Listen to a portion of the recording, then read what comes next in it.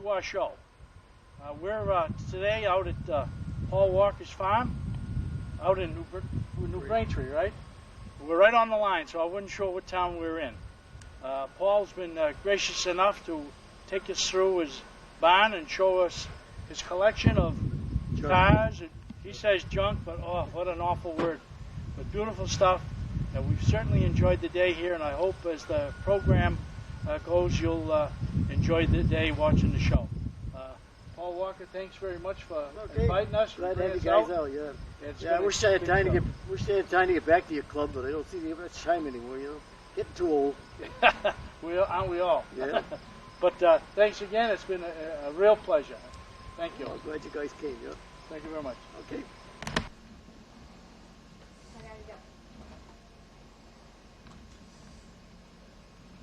11, but I think it's a 12. Right? It's a funny car. The serial numbers and everything show it's 11, but I saw another 11, and the back fenders go out like a straight on the end. Uh-huh. And I saw some pictures of a 12, and it looks like a 12. I don't understand exactly what it is. So it's 11 or a 12 Oakland? Yeah. I've always called 11 for years. And I'm trying to get another wiring. You want that wiring? Yeah, 1926 Chandler Roadster. Yeah, your father, you guys know all about that. Yeah, I know about this one. I have pictures riding up Mount Wachusett in this car when I was about 13. That was a great Wachusett car. It's all right. I was in between shadows moving around. I had this baby out for quite a few years. 1931 Model A, Paul? What year did you do that car up, Paul? 71 maybe? 71. 71. Rumble Street Roadster. It's a deluxe, correct? Yeah, it's a six-wheeler too.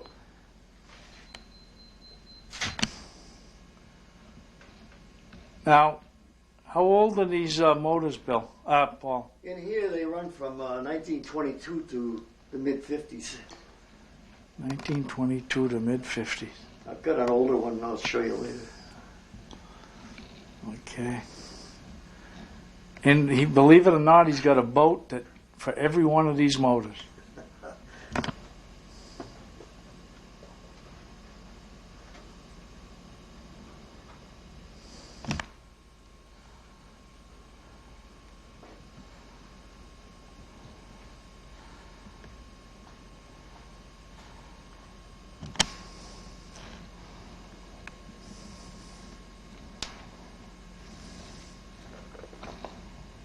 Yeah, tell me a little bit what this is we're taking a picture of here. It's a mobile air compressor made by Schramm, and the Electric Light Company bought them special to put the power line down through from Canada when they put the new high power back in the 60s. It's got a 3-cylinder motor that runs a 3-cylinder air compressor, and it's rated 125 cubic feet a minute. It'll keep 70 or 80 pounds on an open line, on the open half-inch line. Okay, you were saying? I completely restored it about 3 years ago from 2 wrecked, junked units that had cracked blocks and cracked heads and rusted up parts. I spent all one summer doing it. Everything had to be taken apart, sandblasted, and done all over again, and I had to find a lot of parts. There were missing carburetor, missing magneto, was missing generator, and all that stuff. But I got it all together, and it runs pretty deep. I use it for sandblasting my antique. Okay, Paul, what is this car? This is a 55i setter, what they call a bubble top. Roof comes off, open roof. The door opens in the front. The steering wheel comes out with the door. And it's got a little BMW R125 motorcycle engine in it, single cylinder, driving 2 rear wheels that are close together. And of course it steers from the front here. And they made them over in Germany, they made them in Italy, they made them in 2 or 3 companies. This happened to be made in Germany. They made them for quite a few years, but they didn't import too many here because they really weren't too practical out the throughways. So they're getting a little hard to find. Runs good though, got a lot of power. Very good. So that door is the whole front end of this car. Yeah. Very good. Brake clutches up here. Got a little 4-speed tranny in it. Okay. What's the next car to it? That's an early Crosley, a two-cylinder, Hold- two-cylinder Crosley. The first year Crosley went into making cars, they made a two-cylinder opposed Waukesha air-cooled engine, sets down almost on the front axle. In fact, you can't even see because there's nothing in there. The battery and the gas tank is all in here. The engine's way down there. It's a nice little car. It's got a 3-speed tranny and a regular differential. And, it hasn't got any power. I mean, but it's a first tin Crosley, real tinny. Very good. It has the top going down. Convertible. Yeah, 2-passenger. yeah. Oh. And after that, they made 4-cylinders. After they made these for 2 years, and then they went into a 4-cylinder Crosley. Very good. Thank you. Roll under here, put some- What's that? One guy tried- That's a Cushman scooter. Yeah, that's a Cushman over there. Yeah. About a 19. I don't know what year. It's a work. It's what they call a paratrooper drop one. You know. It's about 50s, Bob. About a 50s. Okay. Well, it may be even earlier than that. I'm not sure. It's a church clock made in Boston, Mass. It's a Howard clock. 1911. About a 1911, Paul? Yeah, 1911. Around 1911. You see these run a lot of church clocks throughout the New England, and I suppose everywhere. We have one very similar that runs the clock in the Congregational Church in Shrewsbury Center. Beautiful, beautiful clock. Cheese press. Yeah, it was the New Braintree cheese press. New Braintree was famous for its cheeses back in 1830 and 40. And what the farmers had was a couple of these things. Instead, there was no way to sell their milk, so they make cheese with all their milk. And then they took it to Boston. This happens to be one of the original cheese presses that came out of New Braintree. Very nice, very nice. It probably dates back to 1820 or 30. Uh-huh. Very nice. What in the world is this, Paul? Well, that's a maul saw made about late 30s or early 40s. It's actually made for cutting pulpwood. When they would cut the pulp trees, and for some reason they like the bow saw, the pulp guys did.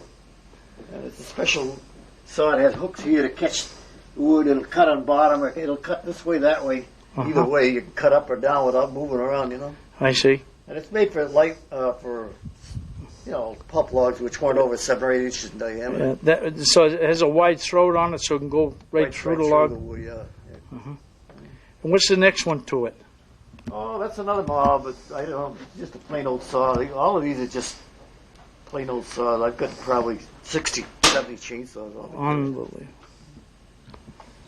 These happen to be up here. A bunch of them over I'll take just a sweep of these and. This is a cultivator, Paul? there. That's a Kincaid cultivator, about 1920. And so the motor is built right in the wheel. The wheel goes right around the motor, throws all the dirt in the motor, of course. And it doesn't back up, so if you get stuck, you're in trouble. But it's a good organ cultivator. And it really handles pretty good because the wheel, you can tip it like a wheelbarrow. Uh-huh. And, What is it, a one-cylinder? yeah, one cylinder. I don't run anymore. My feet are too high. I can't chase the thing anymore, so I put it up here. Very good. Never saw one like that either. The other's a little Cushman shop wagon with a little pickup body in the back that Oh, yeah. I used to run around the shops and stuff with. Yeah. And saw, in what period would you say this is? Oh, anyways, from 1900 to 1920 probably. I have no idea. It's an early bandsaw. It's got wooden wheels. I bought it to fix my Rolls Royce. I had to make a Rolls Royce body, and I couldn't get enough compound curves on the little bandsaw I had, so I picked this one up. So I had a big, deep throat on it. Yeah. Well, this was probably ridden off belt drives at the time. Oh, yeah, it's all belt drives. Well, I don't know how. I put them It's motor powered now. power, yeah. It cuts good. I got a metal cutting blade, so I'm using it for cutting aluminum and stuff in it now. The old one, you know? The old one. That's an Overland. 1926, 26 Overland. That was the last year they made it before they call them whippets. Basically, all I do is change the name on the front, call it a whippet. And the next car is what? Next car is a little Fiat It's got some kind of funny Italian name. I don't know exactly what it's, but it's a custom-made Fiat. They made 1,500 of them, and that was all they made in 1 year. Next car? Next guy, the little English Austin, little front wheel drive Austin, one of the really early front wheel drive jobs. It's in good shape. I picked it up in a junkyard for $75. It was a shame. I didn't want to see it get wrecked up. What do we got here, Paul? This is a 1900 Skene, we think, S-K-E-N-E, made in Maine. And basically it's a really typical early steam car. Nothing different about than any other guys, because what they were doing back in those days was buying a chassis, buying a motor, and buying a boiler, and putting it together and claiming they were an automobile company. So it wasn't anybody making a complete car until this is the type of car that Stanley brought and said that he could make a better one, and turned around and went into production making better cars. They claimed they were a nickel-plated Folly. That's what they used to talk about. It does about 15 miles an hour on the road constant without running out of steam. If you try any more than that, you run out of steam. How long can you go for? Well, there wasn't enough water. You use about a gallon a mile of water, so you could go 15, 20 miles before you have to get water again. Hoping you'd know the local farmer or Yeah. stream was nearby. Pail, you take a pail along when you fill the tank again. Very nice. Beautiful. No steering wheel. No, tillers, yeah.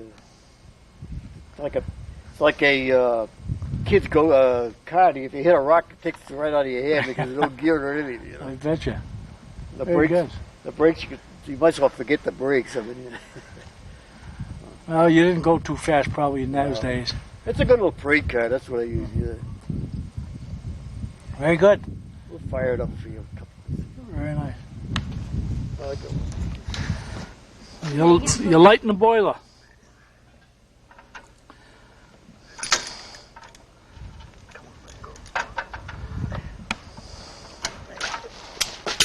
Yeah, we light the boiler with a big flare.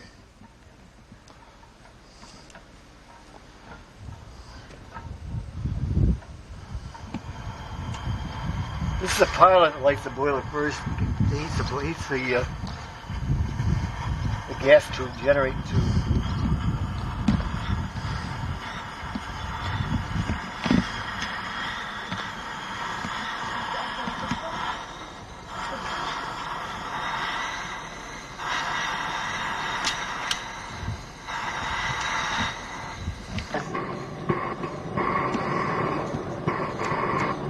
Hope it keeps going.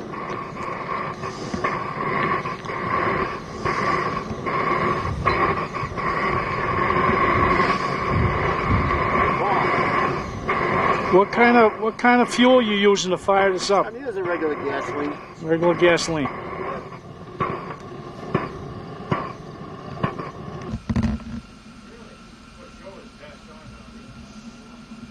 What are we looking at now?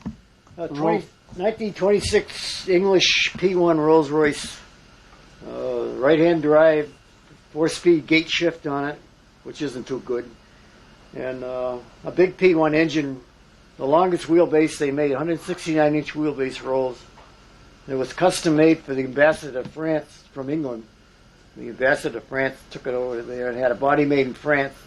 The body we think was made by Kellner in France. And has a lot of special, got a big steering wheel because he wanted it for his wife. And so they put a big wheel on, and she wanted louvers on a thing on the hood, which the Rolls didn't like. And it's a nice car. Unfortunately, it won't start today, but it's been sitting too long. I'll get it going again. Okay. What's this Ford we're looking at? That's a 36 Ford four-door convertible sedan with a humpback on the back. It's considered about the rarest of all the Ford models. I've heard they only made 2,000 or 3,000 of them. I don't know how true that is, but I restored it back in the 50s for a friend of mine, and when I told him when he get through it, I wanted it back again, and I did. I got it back. That doesn't happen very often. And a few years ago, I restored it again, but I got to do a little more paint. Paint's popping off, but it's all The engine's all gone. Everything's complete except for needs a new paint job. Pretty color. And what's this down in front? This bicycle we're looking at. This little bicycle is called a PT. We think it's an 1899. One of the first typical. What they did is they put a motor on a bicycle. This they did before there was any motorcycles made. And I've restored it, made a lot of parts on it. And we're trying to get it going to take to a show this week down on National Meet. Basically, it's a motor mounted on an old-time bicycle, but it has a real weird motor. It has no camshaft, no valves, no distributor, and it runs with a vaporizing type carburetor with a wick feed the gas on it. I hope it runs. That's all I can say. Yeah, I hope so. You gonna ride it? I don't want to ride the thing. I'm too old. I fell off the thing already trying to ride it. Okay, very My good. kids will ride it. This is one of my oldest motorcycles. I've got four or five motorcycles. That's my oldest one. Very nice. Very nice.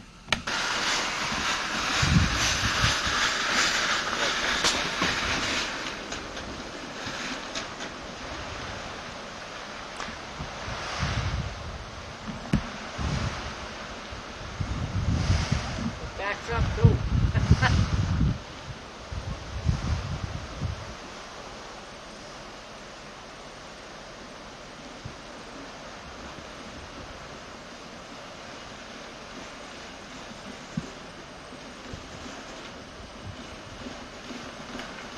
Can you stop right there, Paul? What? Okay, go ahead. I just want to get a picture with your driver.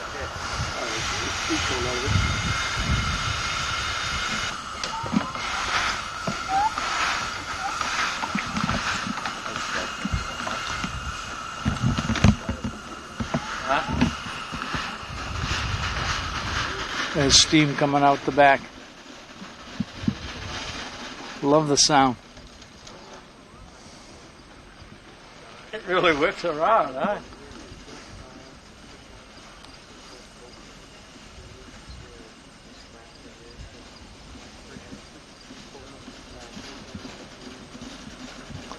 This guy is so clever.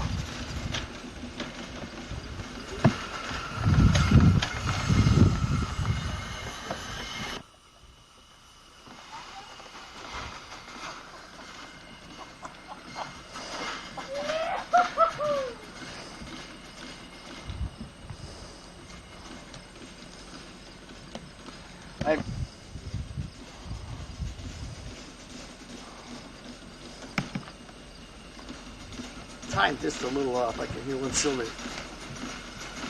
It's too slow. One cylinder is kicking in a little heavy. Hey, Eddie. Yeah. Congratulations on your new car. Hey, this is good. What year is this? 52 MG. 52 MG Yeah. TD? Yeah, it's a TD. And what I did with it, I put an 1800 B series engine in it. And I put disc brakes on it. And I changed the rear axle so I get a better ratio. So it makes it a heck of a nice road car with a big engine in it. So you kept the body original. Yeah, I did the body over original, and the interior, most of the instrument panels original, except for a couple of starter buttons and things. But Yeah. I didn't like the rear end ratio in the old MG because it was too slow, so I put a more modern rear end in the thing. And the 1260 MG engine isn't worth a damn, so I put the 1800 in. Beautiful. While I was at it, I had to cut the front end of it off to get the engine in, so I put a different front end with disc brakes on it. Paul. It's a 1907 Waterman. The first year Waterman made engines. And Waterman was one of the pioneer outboard motor companies. This motor is a year older than the one they got in the Smithsonian, which they think is a big deal. And they've got a 1908. We picked this up over in Millbury, and I have never run it, but it's in perfect shape with good compression and everything. It should run. Very desirable motor. Very. If you collected outboard motors, everybody's looking for a Waterman. Beautiful. Kind of keeping it. Yeah, I guess so. It's a keeper. Okay, what do you got here, Paul? Well, this is called an Atchison, I can't pronounce it, Atchison patented engine. And it's a 4-stroke engine, but it fires every revolution. And the way it does is with a real complicated linkage that puts the piston in twice on every revolution. And that way there was made because Otto, back in 1860, held a patent on a 4-cycle motor, and he wouldn't let anybody make an engine unless they paid a royalty. And this Englishman patented this engine, and he could make it because he was beaten because Otto's patent said it had to go 2 revolutions for every fire stroke. This fires every stroke, like a 2-cycle, but it's actually a 4-cycle. So this guy in England made this engine. They made about 1,000 of them, and then they quit because Otto's patent ran out, and it was cheaper to make the other ones, so they quit making them. But they were a successful engine. There's one of them in Ford's Museum in Dearborn. There's not too many of them left around the world. Original one. And some guys a few years back made a model of it, and I didn't like their model at all, but what I did do is I stole their linkage setup here. But the rest of it is altogether different. I made they had a water-cooled, kind of a crummy-looking thing. I decided to make an air-cooled overhead valve set up on it. Flywheels, turned them down, nickel-plated them. So that was all made out of scrap. Yeah, that's all scrap aluminum, you know. All this scrap, this is a piece of brass pipe. This is a piece of brass, it's just a piece of aluminum milled out. The oil I made all that stuff out of scrap brass. Scrap aluminum. What's that engine beside you, the next one, the other Well, it's a little? hot air engine, an Ericsson hot air engine. It doesn't really belong to me. What happened, a friend of mine had somebody make it. He's no machinist, so he had somebody make it.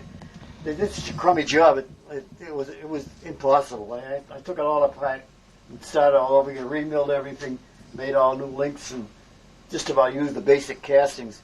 The only thing I did wrong is I left the cylinder alone because it looked good, but after I fitted my piston, I found out that the cylinder is bigger here. No, it's bigger here. Well, anyway, yeah, it's bigger here than here. So if you put your piston here, you get too much clearance down here. So I got to take it all apart, rehaul it, and make a new piston. That's a winter project. It doesn't belong to me. I don't really like to work on stuff that don't belong to me, but I'm doing it for a favor for a guy. But What's that up above? The clock? That's a clock I made a few years ago. That's all cut out of scrap brass. That's all filed out of just junk plate. In fact, here's some of the scrap gears and stuff that I junked. I'm not always good, you know. This is what it starts. This is what the gears start out with, a piece of old brass plate. This one here, I lost count somewhere down the line and I messed it up. This one here, I had it all done. I broke off the tip of the tooth, so I had to make a new one. Oh my! What do we got over here, Paul? That's a draw. I didn't do those 2 castings. I bought those 2 castings from a hobby guy out in, I don't know, Missouri, I think, had made them up. But I had to make all the miscellaneous. All you get is 2 castings, the base and that one there. And they're all rough. You have to make all the rest of the stuff. And that in front, up over your head, is a rotary steam engine, actually, almost like a Wankel type engine, where the steam comes in and keeps kicking the cylinder around, you know. There's a patent model. Yeah, this is a rotor. This is called a rotary engine, where the piston rotates with the wheel. And all I had, a fellow found one, a patent model in the Smithsonian Museum. So he gave me this picture, and I decided I'd make one. Of course, it doesn't look like this here, but the same principle anyway. Uh-huh. And this is made out of an old sewing machine wheel and an airplane control connector, and the rest is just scrap aluminum that's milled out. But the other piston goes in and out as you rotate it. Yeah.